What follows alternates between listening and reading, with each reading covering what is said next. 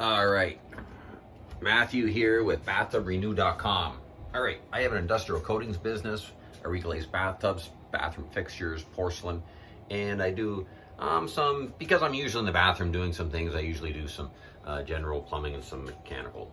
Anyways, I just wanted to go over some things with some people that might not be aware that when they had older plumbing back in like turn of the century, from like 1905 into 1930, what they had was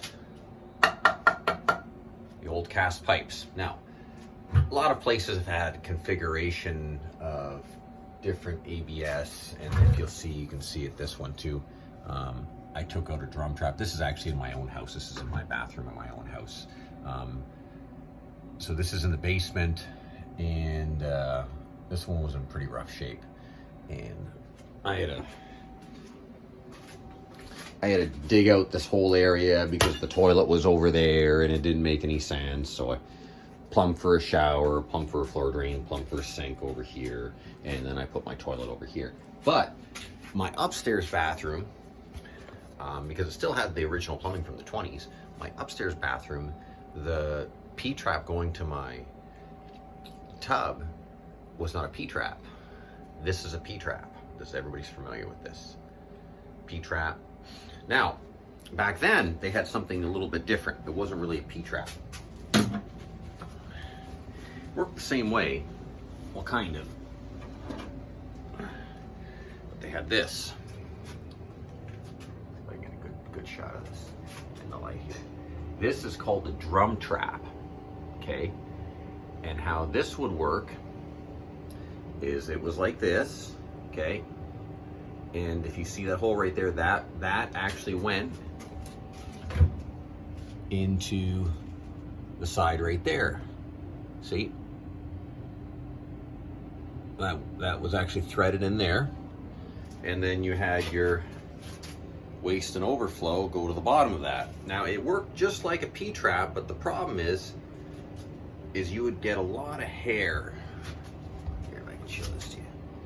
You get a lot of hair and garbage, and if you have water in your area that's hard water, or it has high calcium, like we do in southwestern Ontario, where our water comes from Lake St. Clair, you have very high dissolved solids, and you have very high calcium in the water. And inside that drum trap, because it's cast, it will grow like rocks. And because the rocks grow, and then your hair gets stuck, and it's almost impossible to eel out. Now on that one, there's actually a plug put on the bottom, so somebody gets something. The guy who owned this house before was a millwright, so I never seen a drum trap before have that on the bottom of it. So I don't know if he drilled it out or what, but all the ones I've seen are like that on the top and the bottom. Now I've taken out about maybe, I don't know, maybe 60 of these, right? And the way you take these, you have to take these out, because that's black pipe threaded. It's black pipe threaded into cast.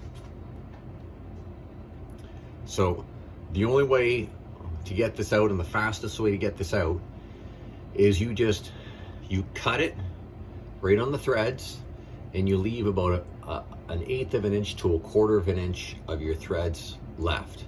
So basically, using a pipe wrench will not unthread this. It's welded right in there. Then when you get your Sawzall with a really small tooth Sawzall blade, and you make 3 cuts in there into your threads. So you're gonna put it in there, and you're gonna cut out like this, and you're gonna cut the threads that are in there. Now you're gonna cut into the cast a little bit, right? But the PVC will thread into there no problem. Don't worry about it. You're not gonna bugger your threads up. So just make 3 cuts, and then you take your screwdriver and you put it on the edge of your threads now, and you just start tapping it out, and it'll just all tap out. Then, after you're done tapping that out, you get one of these guys, clean your threads really, really good, get any rust and stuff off. Don't use sandpaper, you're gonna wreck your threads then. So use that wire brush in there. And then on this was a 1/2 inch thread. Sorry, 1.5 inch thread. And the secret that I use so that this never leaks, never comes out, doesn't have any problems, is that you use silicone. You put silicone around the threads, you thread it in, and it will never leak. This one I just did yesterday. This was another one that I did a few months ago. That one goes from my sink upstairs. So why did I do this? Because this area right here is going to be a shower. Okay, this is where I'm standing is going to be a shower. There's my shower drain right there. But I couldn't put a shower. It was my shower. I was going to have to start my shower wall out here. See how far away that is? Because the drum trap was like right here. So in doing that, I tucked all this back in here. So here's my P-trap for my tub. So if you guys ever run into like a big square thing like that and you're like, where the heck is my P-trap? That is your P-trap. So since we were doing that, we just took out the waste and overflow. Cost me an extra $35 in parts. Not a big deal. Get rid of it. I can do all my own work, so it's not that expensive for me. If you gotta pay a plumber to do this, he's probably gonna charge you like $1,000, maybe even more. If you have a nice basement like this with a nice high ceiling, or in the unfinished part. But if you're in a nice basement like this, you know, everything's open. See how easy it is to get at everything? You can get at everything here very easy. If you're in a crawl space, you might not be able to find a plumber that'll do it. I know I don't want to do it. You pay me whatever you want. I'm not going in your crawl space and living with the bugs for 4 or 5 hours to do all that. Plus it's hard. So that's a P-trap. This is the modern style P-trap. And what you saw over there was called a drum trap. So that's what you want to do. If you notice that your tub is draining slow, very, very slow, no matter how much you plunge it, you shove an eel down there, you pull out all the hair, it still drains slow. And you're in an older building, there's chances are that you have a drum trap, not a P-trap, and that needs to be changed. You need to change that out, and then your water will drain. And a lot of if you're getting also your tub reglazed too, you want your tub to drain fast. You don't want water sitting in your brand new reglazed tub, sitting in there indefinitely while it takes, you know, a full day for it to drain down. You're having water pressure on the continual polyurethane coating or epoxy coating. We don't use epoxies because they turn yellow, but you want to use polyurethane coating.